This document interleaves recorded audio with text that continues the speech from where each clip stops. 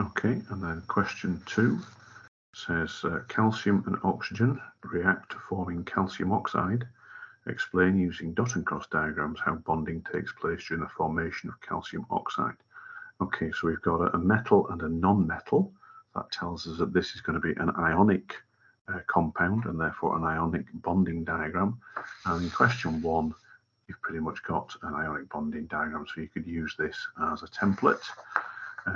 So to use the same format for calcium, we may as well just draw the outer shell.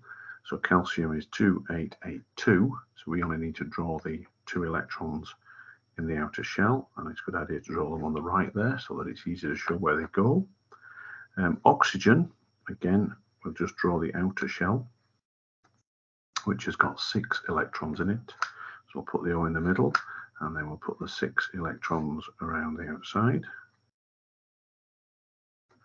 And because it's ionic, it means that the metal gives its electrons away completely, and the non-metal gains those electrons completely. And so we need to put the next part of the story, and we can just show that the calcium, because it's lost those 2 electrons there, becomes 2 plus, or 2 positive, because it's lost 2 negative electrons.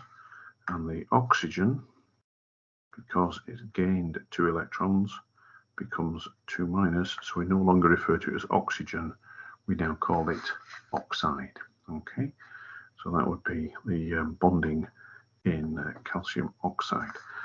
And then the second part of this question, hopefully we know now, this is ionic bonding, because of course the particles produced, these 2 things here, these are ions. We could write the short form underneath, but the square brackets show that give us the opportunity to show the electron configuration, which of course we need to add here.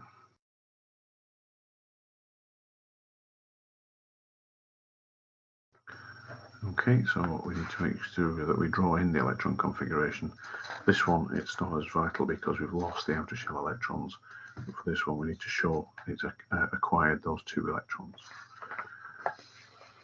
Right, part 3. The melting points of calcium oxide and potassium chloride are shown in the table below. So from this table, we can take away that calcium oxide has a much higher melting point than potassium chloride. Explain why both of these compounds have a high melting point and why the melting point of oxide is higher. Okay, so the ions in both compounds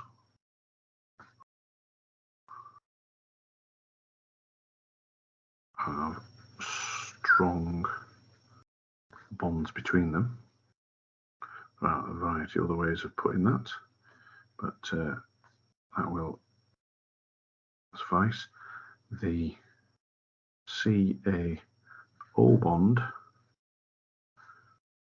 is stronger as the charge is double that in KCl. Okay, so the calcium ion is 2 plus, the oxide ion is 2 minus, the potassium ion though is only 1 plus, and the chloride ion is only 1 minus. So the attraction between the ions is lower due to the lower size of the charge. Okay, explain how bonding present in calcium oxide and potassium chloride makes them poor conductors of electricity. Now, there was a lot of, or many people misunderstood this question and a couple of others. Okay, the ions themselves, the positive ions and the negative ions, could both carry electrical charge. However, to do that, they need to be able to move. Now, in the solid state, they cannot move. They are locked in place by the lattice structure. Okay, a lot of people talked about delocalized electrons.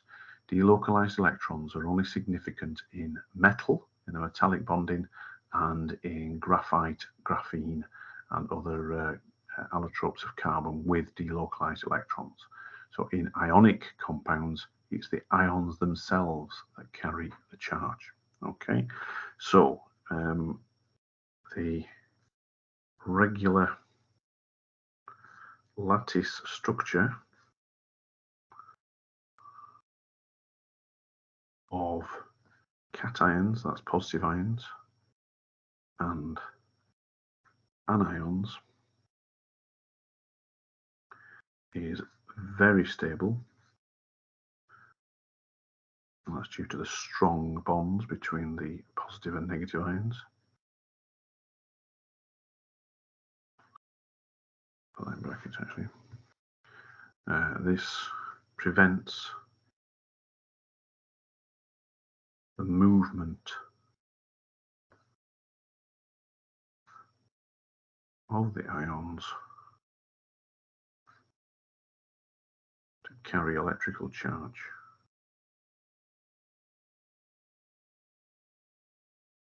So there's 2 points there. First of all, it's the ions that can carry charge, but only if they can move. Okay, so in the solid state, they cannot move. I explain why molten calcium oxide potassium chloride conduct electricity. The lattice structure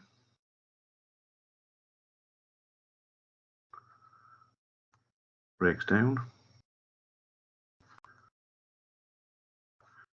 and the charged ions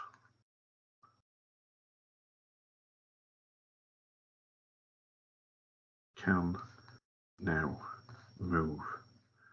Okay, so in the liquid state, they've got enough energy to move around and therefore carry electricity through the molten ionic compound. Okay, now this one didn't catch too many people out, but it's a complete change of tack because, of course, oxygen is not an ionic compound. Oxygen is a covalent compound, and in covalent dot and cross diagrams, we're not showing the gain or loss of electrons, we're showing the sharing of electrons.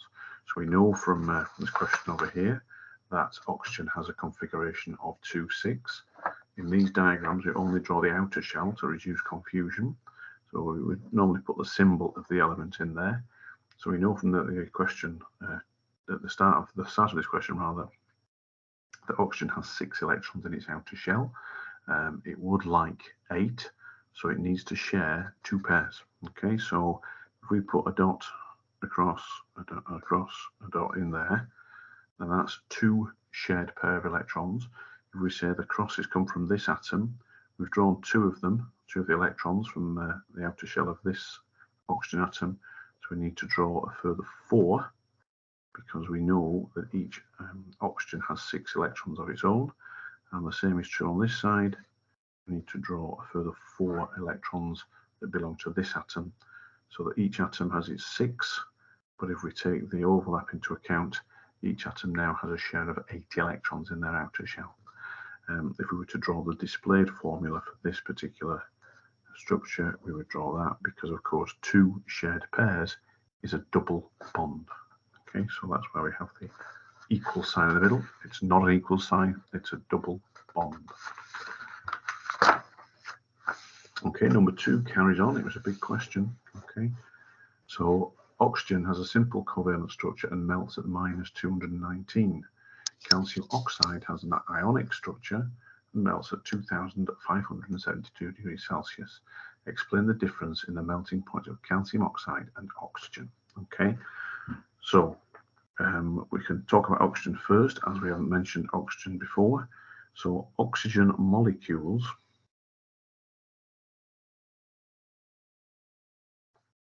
have strong intramolecular bonds. That means inside the molecule. So these bonds in the previous question. Okay, so these bonds here, this double bond, shown either as dot and cross diagram or as a displayed formula. This is strong. So this doesn't break down. However,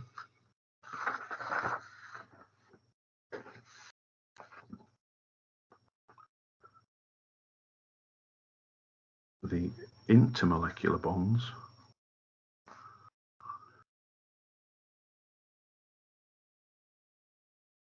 are weak.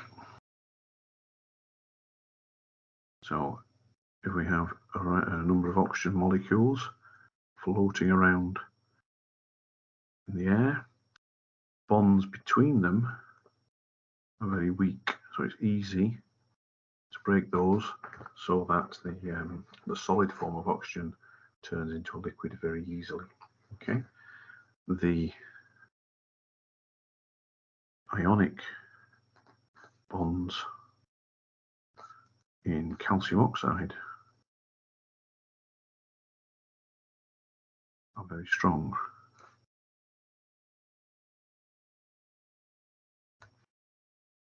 We can also mention that the lattice resists melting. Okay, so the bonds between the molecules in oxygen are weak, whereas in calcium oxide is a giant structure, a giant lattice structure, and the bonds between the ions are very strong. Okay, right. Water also has a simple covalent structure and melts at 0 degrees Celsius. Water is a compound formed when 2 atoms of hydrogen combine with 1 atom of oxygen. Use the electronic structures below, draw a dot and cross diagram to show the bonding in a molecule of water. Okay, so from the formula that we know it, well, not from the formula, rather from the description, 2 atoms of hydrogen, 1 atom of oxygen. So it's a good idea to always start with the atom that there's one of, that tends to be in the middle. Okay, so that's our oxygen. We know already from the previous question that oxygen has a configuration of 2,6. It would like 2 more electrons. Okay, so we can assume that it gets an electron from each of the 2 hydrogens. Okay, so we know there's 2 hydrogens.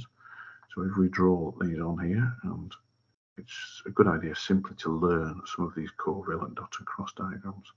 And water is particularly memorable because it looks like Mickey Mouse.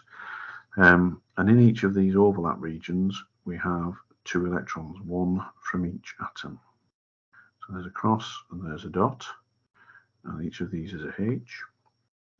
So if we assume that the crosses belong to the oxygen, we've drawn 2 of them, and we need to draw 6 altogether because of the outer shell, because we only draw the outer shell.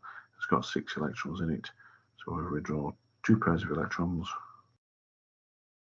like that, it goes some way to explain why the molecule looks a bit like Mickey Mouse, because these electrons need somewhere to be. Okay, so that's the dot and cross diagram to show the bonding in a molecule of water. And if we were to draw the displayed version of that, just for completeness, it would look like this. This time single bonds, 1 shared pair of electrons. Okay, right, so that's the end of number 2.